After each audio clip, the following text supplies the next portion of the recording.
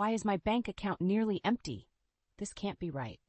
I stared at my phone in disbelief. This morning I had over $50,000 in my savings account. Money I'd been meticulously setting aside for years for my daughter's college education. Now, it showed a balance of barely $5,000. With shaking hands, I dialed my husband Everett's number. Everett, something's wrong. Most of the money in my savings account is gone. Did you transfer it somewhere for safekeeping or something? Oh yeah, about that. Everett sounded casual, nonchalant. I needed some cash quickly, so I borrowed from your account. Hope you don't mind. My mind reeled. You what? How much did you take? Around 40 grand or so. Hey babe, don't worry about it. I'll pay you back. How could you do this without talking to me? I fought to keep my voice steady. Elsie was playing nearby and I didn't want to alarm her. That money was untouchable for her college. You know that. Everett sighed loudly as if I was the one being unreasonable. Look, work's been really stressful and the guys wanted to go on a golf trip. I needed the cash. You stole my daughter's college fund for a golf trip? My shock quickly turned to anger. And you didn't think to discuss it with me first? I knew you'd overreact like this. It's just money, it comes and goes. I'll replace it in a few months once this deal goes through. Everett spoke casually, as if borrowing tens of thousands of dollars without permission was no big deal. I took a deep breath, trying to calm myself before responding. No, Everett, it's not just money. That was Elsie's future you took for a weekend getaway. I can't trust you anymore. Babe, come on, don't be like this. I could hear loud laughter in the background as if he was at a resort bar. My blood boiled. Listen carefully. You have betrayed my trust in the worst possible way. Consider this the end of our marriage. I'll be speaking to a lawyer, and you better believe I'll fight for full custody of Elsie. Whoa, Cadence, no need to go that far. Everett's tone finally turned serious. You should have thought of that before you decided to steal our daughter's future for a vacation with your buddies. I shot back. I've put up with your selfishness for years, but this is unforgivable. We're done. I ended the call, hands shaking with anger and disbelief. How could he be so callous, so irresponsible? Elsie bounded over, her smiling face still untouched by the turmoil brewing in her family. I pulled her into a tight hug. I promise I'll fix this, sweetheart, I whispered. Your future is still bright, no matter what. I had to talk to someone, but my parents were touring Europe and my friends always took Everett's side. My mind turned to Julian, my closest friend from high school who I hadn't spoken to in years. Maybe it was the comfort of happier times, but I suddenly felt the urge to call him. To my surprise, he picked up on the second ring. Julian Watts here. Jules, it's me. I paused. It's Cadence. Cadence. He sounded genuinely excited to hear from me. We spoke for an hour, reminiscing about old times. Turned out he'd gone through a messy divorce himself. Talking to Julian felt like sunlight breaking through the clouds. For the first time that day, I didn't feel quite so alone. I knew this was only the beginning. A battle loomed ahead. Lawyers, custody arrangements, asset divisions. But I finally felt ready to stand up for myself. For Elsie. It had been 2 weeks since I had walked out on Everett, and my life felt like it was falling apart. Between meeting with lawyers, looking for a new apartment that I could actually afford, and trying to act normal for Elsie, I was overwhelmed and exhausted. I decided to take Elsie to the cafe I owned, hoping that being there would lift my spirits. As soon as we walked in, I noticed a familiar face at one of the tables. It was my old friend Julian, the one I had reconnected with after finding out about Everett's betrayal. Sitting across from him was a young girl around Elsie's age, who I guessed must be his daughter. Julian's face lit up when he saw us. Cadence, what a nice surprise. I waved and brought Elsie over to say hello. Julian, I didn't know you came here. This is my daughter, Elsie. Elsie gave a shy wave. Julian gestured to the girl next to him. This is my daughter, Mia. We just moved back to the area last month.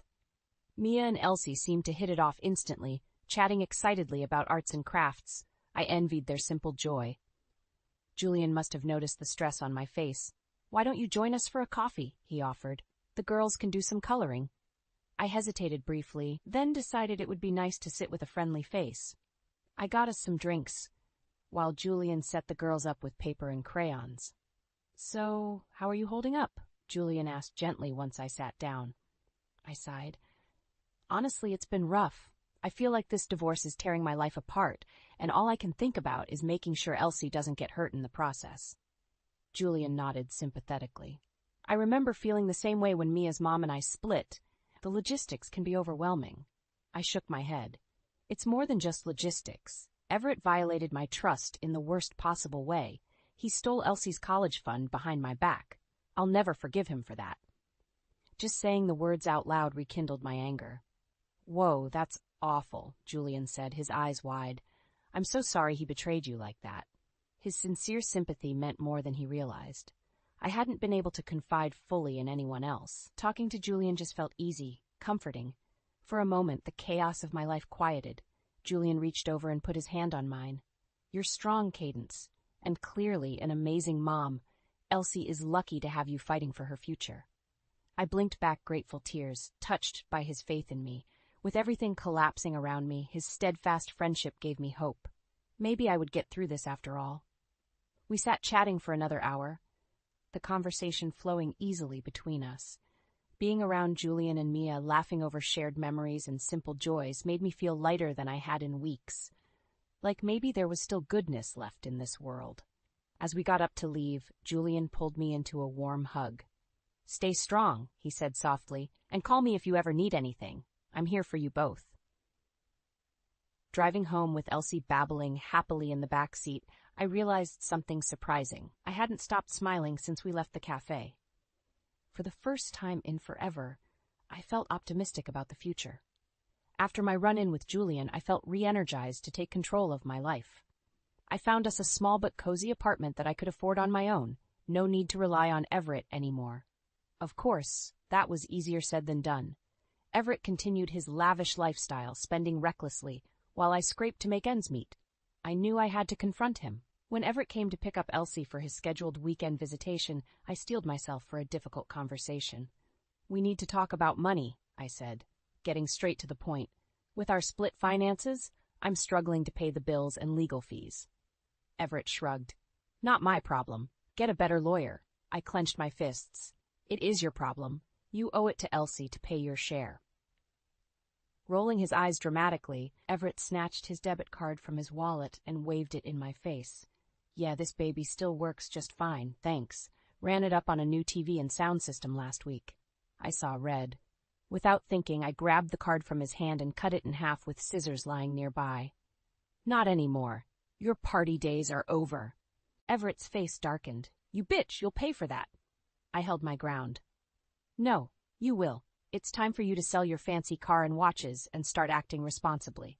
My voice shook despite my resolve. Everett stepped closer until he towered intimidatingly over me. Listen very carefully. I will never downgrade my lifestyle. Do you understand? Though my heart raced, I forced myself to stare fiercely into his eyes. Oh, I understand perfectly. You're still the same selfish, reckless man who threw his family away for golf trips and bottles service. His hand twitched as if he barely resisted the urge to strike me.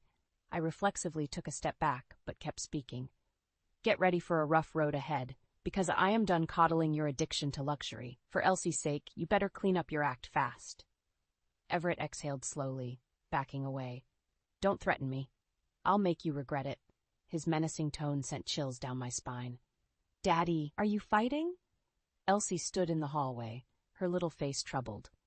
Everett's demeanor instantly softened as he turned to her. Of course not, Princess. Your mom and I were just discussing some grown-up stuff. Let's get your bag so I can take you to our fun weekend. After Everett left with Elsie, I collapsed onto the couch, my heart still pounding. I knew Everett's vindictive streak all too well, but hoped my ultimatum would be a wake-up call. I decided right then to get a restraining order if Everett so much as hinted at violence again. I refused to expose Elsie to his volatility and manipulation. As scared as I felt, my primal urge to protect my child gave me courage. When Elsie got home on Sunday evening, she babbled excitedly about the amazing weekend with Daddy, shopping trips, dinners out, a trip to a water park hotel. Her joyful recounting was like a dagger to my heart. Everett was still living extravagantly while I scraped to provide Elsie's basic needs. It had to stop. From now on, any time he spent with Elsie would be supervised visits only. I steeled myself for an epic custody battle ahead. It was time to show Everett his selfish actions had consequences. After my confrontation with Everett, I knew I had to take action to protect myself and Elsie. I met with my lawyer and filed a request for sole custody, citing Everett's reckless spending and volatility. Predictably, Everett fought back hard. He buried me in legal filings and tried to prolong the proceedings to drain my finances. I spent many sleepless nights poring over paperwork and making lists for my lawyer. One day, an official-looking envelope came in the mail, a notice of collection for one of Everett's credit cards. That was odd, since I had no access to his accounts. I opened it to find a balance of nearly $40,000 owed, racked up at casinos and liquor stores. Shaking, I called the credit card company to investigate. "Can you tell me the details of the charges on this account?" I asked. "Let's see. There are multiple large charges over the past 2 months at Hollywood Casino, plus thousands at liquor stores and bars," the rep informed me. My heart sank. Everett had a gambling problem, too? And he was drinking heavily? I knew he was selfish with money, but this was dangerous. Furious, I called Everett. "I got a collection notice today," I said without preamble. "You have a secret gambling addiction, too?" "That's none of your business," Everett hissed. "Stay out of my finances." I barreled on. "It is my business when it affects Elsie. You need help, Everett." He scoffed. "The only thing I need is for you to stop harassing me. This conversation is over." The line went dead. Over the next few days, I couldn't stop thinking about what else Everett could be hiding. While Elsie was at a sleepover, I sneaked into the house we once shared and went through Everett's home office. Rifling through his drawers, I unearthed piles of past-due bills, bank statements riddled with overdraft fees, and letters from collection agencies. The extent of his deceit left me reeling. Just then I heard the front door open. Panicked, I shoved the papers back in the drawer and turned to find Julian standing there looking concerned. "Cadence, are you okay?" he asked. The door was unlocked. "Julian, what are you doing here?" I said shakily.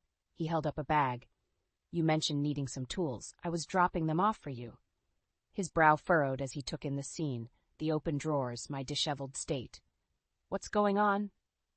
I sank onto the couch and told him everything, the credit cards, gambling losses, all Everett's lies. Julian listened intently, his expression a mix of shock and compassion. "I'm so sorry you're dealing with this," he said, squeezing my hand supportively. "Everett clearly has issues he needs help for, but the most important thing is you and Elsie's safety." I nodded, wiping away tears. Julian gave me a gentle hug. "You're not facing this alone anymore," he said. "I'll always have your back." Leaning into his embrace, I allowed myself a moment of vulnerability. Julian's steadfast loyalty gave me the strength I would need for the tough road ahead. With him by my side, I could face anything, even my deceitful, troubled husband. The custody battle raged on. Everett's lawyers kept angling for delays, trying to drag things out until I ran out of money. Meanwhile, Everett maintained his lavish lifestyle without a care. After the soccer game one Saturday, I noticed Everett looking disheveled, with dark circles under his eyes. His speech was rambling, erratic. I pulled Julian aside with concern. "Everett seems really on edge," I told him. "I'm worried about him having unsupervised time with Elsie in this state." Julian nodded. "I noticed that too. He seems more volatile than usual. What if he's drinking or gambling again, or worse?" I bit my lip anxiously. The possibilities troubled me deeply. "I have an idea." Julian hesitated before continuing. "I wasn't sure if I should mention this, but a friend saw Everett at a casino multiple times last week. He was there all night, drinking heavily." My heart dropped. He lied, of course he did. I shook my head bitterly. This was my worst fear confirmed. Julian placed a supportive hand on my shoulder. "I'm so sorry, Cadence, but you're doing the right thing, fighting for full custody. Everett shouldn't be near Elsie unsupervised until he gets help." Overwhelmed and distraught, I called my lawyer on the drive home and demanded she file for sole physical custody immediately. I had to take drastic measures before Everett's addictions and poor choices further endangered my daughter. Predictably, Everett did not take the news well when he was served the next day. He showed up at my door, reeking of alcohol, pounding and yelling until I threatened to call the police. As I shielded a trembling Elsie, I knew I could never back down. At the next court hearing, Everett's lawyer accused me of making up baseless claims about gambling and substance abuse. But this time, I was ready.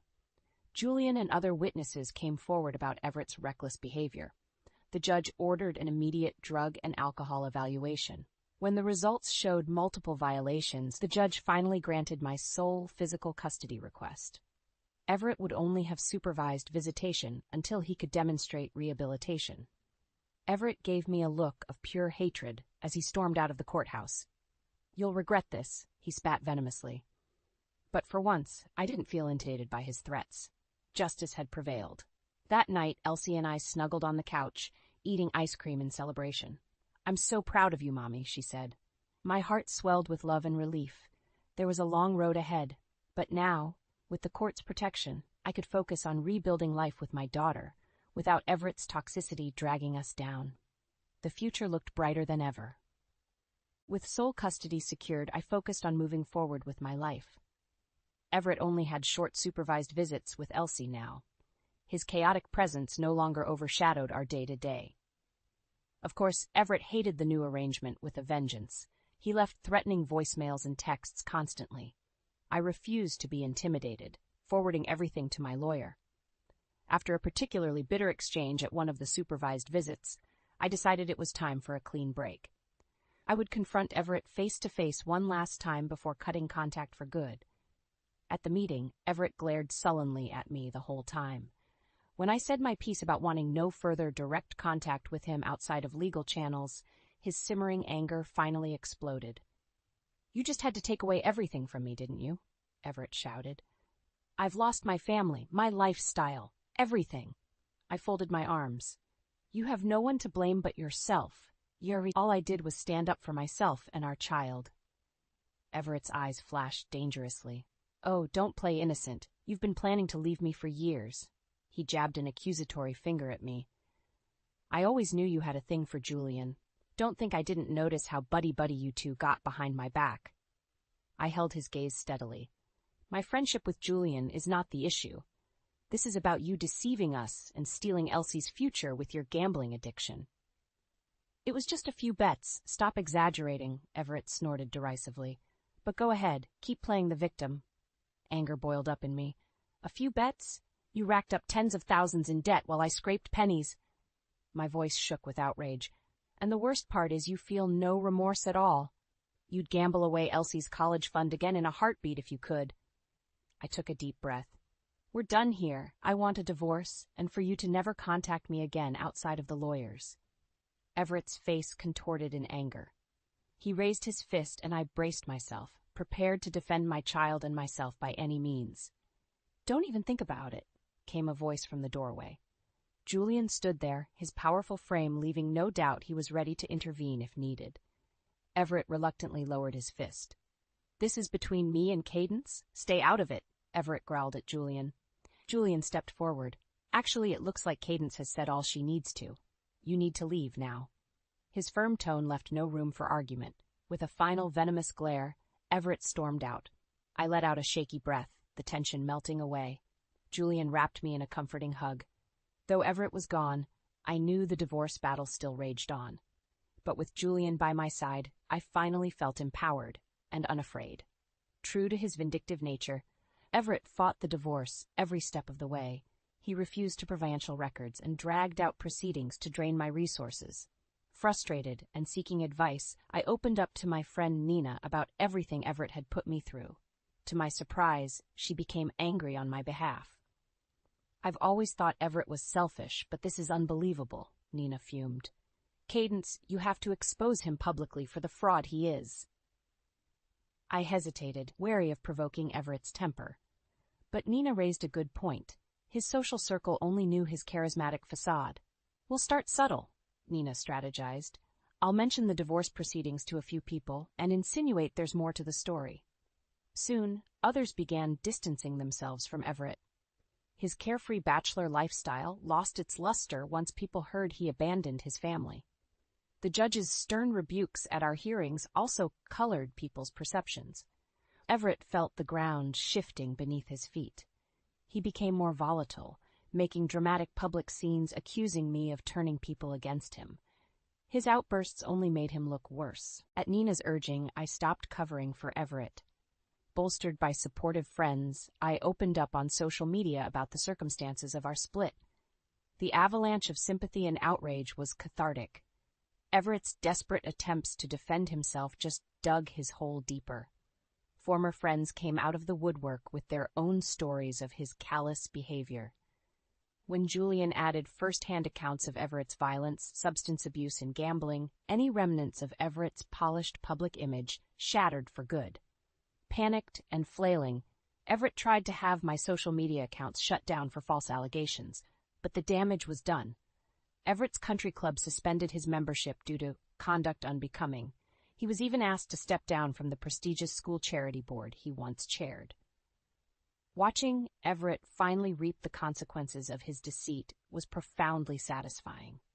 For too long, he had coasted through life, leaving wreckage in his wake while facing no repercussions. Not anymore. With his reputation destroyed, Everett had no leverage left. He reluctantly agreed to my settlement terms. I would retain full custody of Elsie and most marital assets. The judge glared harshly at Everett as she finalized the divorce. Your behavior throughout these proceedings has been reprehensible. I trust this judgment will compel you to reform your ways. Everett said nothing, his face impassive, but as we left the courthouse, I glimpsed his Porsche getting towed away. The sight filled me with dark satisfaction. That evening, Elsie and I celebrated with Julian and Nina. Here's to fresh starts, Nina toasted. Now that karma has worked its magic. We all clinked glasses in eager agreement. My journey towards justice had been long and painful at times, but seeing Everett finally pay the price for his misdeeds gave me hope that goodness could prevail, even against the worst odds. With my daughter by my side, the future had never looked brighter. With the divorce finalized and sole custody secured, I was ready to start fresh. Everett was forced to pay child support along with hefty fines for his deceit. His fancy possessions were repossessed one by one. Meanwhile, I bought a modest but comfortable house for Elsie and I with the settlement money. My lawyer ensured everything was ironclad. Everett would never be able to touch these assets. On moving day, Julian was there bright and early to help us unpack. I'm so proud of you, Cadence, he said, giving me a warm hug. You've created a safe, happy home for Elsie. I smiled, my heart full of gratitude. I couldn't have done it without you. Our eyes met in a moment of connection and understanding. With Everett out of the picture, Julian and his daughter Mia became a fixture in our lives. Elsie loved having a pseudo-big sister in Mia. The four of us frequently had dinner together, went to the park, browsed weekend markets. It felt right. One night after the girls were asleep, Julian and I sat talking over wine. The conversation flowed freely, reminiscent of our high school days. I know the timing might seem complicated, Julian began nervously, but I was wondering if you'd like to go out sometime, just us? My pulse quickened. Despite our obvious chemistry, I had resisted acting on my feelings with all the chaos of the divorce. But now, the path ahead seemed clear. I'd really like that, I said softly. Julian's eyes lit up with surprised delight. We sealed it with a tender kiss. With my personal life looking brighter, I shifted focus to my career goals. I decided to use half the settlement money to open a second cafe location downtown. On opening day, Julian and the girls were front and center cheering me on. When customer after customer raved about the cozy atmosphere and delicious baked goods, my heart swelled with pride. My lawyer friend Nina loved the new spot so much she offered to invest in a third location. Over celebratory glasses of wine, our vision took shape for a bakery cafe chain bearing my name. As the business took off, Julian and I grew closer than ever. Elsie adored having him and Mia around. Though Everett still dropped by for brisk, tense visits with Elsie, our new family unit brought me true happiness. The final satisfying piece fell into place when my lawyer forwarded me a Google alert about Everett pleading guilty to tax fraud. As part of a plea deal, he would have to pay massive penalties and do community service. Karma comes for us all eventually, Julian chuckled when I shared the news. I grinned, feeling not sympathy but a deep sense of vindication. Everett was finally reaping exactly what he sowed. Sitting contentedly on the porch watching Elsie and Mia play, I reflected on how far I'd come. Just a year ago, my life was dictated by Everett's cruelty. Now here I was, successful, empowered, surrounded by people I trusted. I was filled with profound gratitude for this second chance at life. With a smile on my face, I embraced the bright future ahead, the bright future ahead, the bright future ahead, the bright future.